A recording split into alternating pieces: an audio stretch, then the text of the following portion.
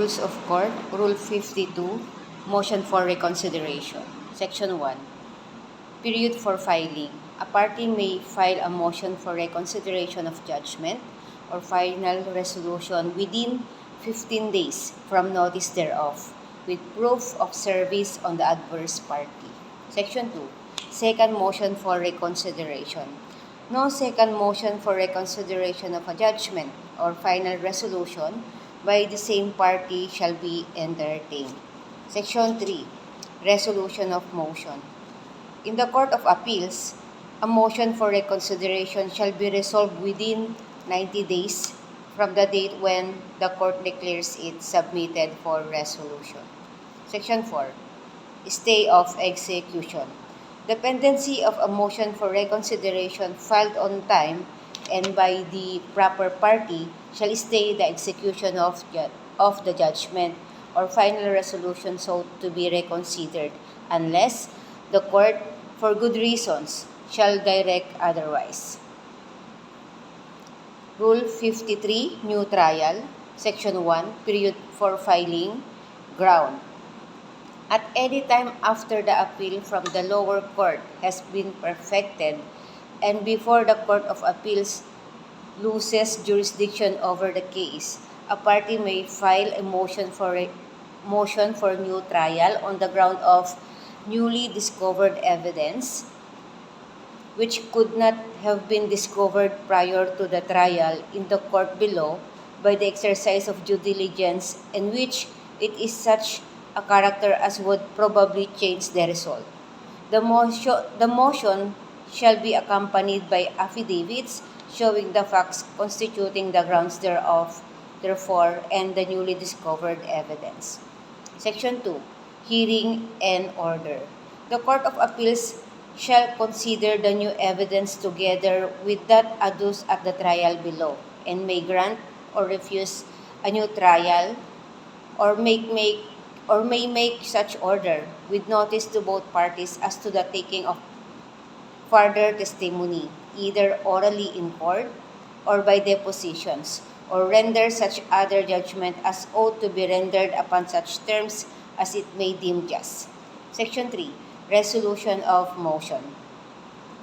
In the Court of Appeals, a motion for new trial shall be resolved within 90 days from the date when the court declares it submitted for resolution.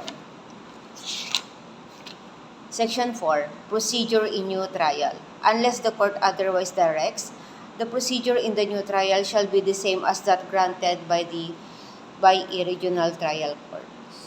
Rule 54. Internal business. Section 1. Distribution of cases among divisions. All the cases of the Court of Appeals shall be allotted among the different divisions thereof for hearing and decision. The Court of Appeals sitting en banc shall make proper orders or rules to govern the allotment of cases among the different divisions, the constitution of such divisions, the regular rotation of justices among them, the filing of vacancies occurring therein, and other matters relating to the business of the court, and such rules shall continue in force until repealed and altered by it by the Supreme Court. Section 2. Quorum of the Court. A majority of the actual members of the court shall constitute a quorum for its sessions en banc. 3 members shall constitute a quorum for the sessions of a division. The affirmative votes of the majority of the members present shall be necessary to pass a resolution of the court en banc.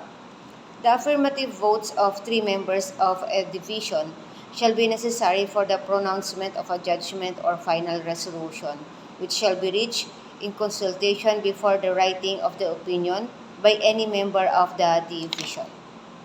Rule 55. Section 1.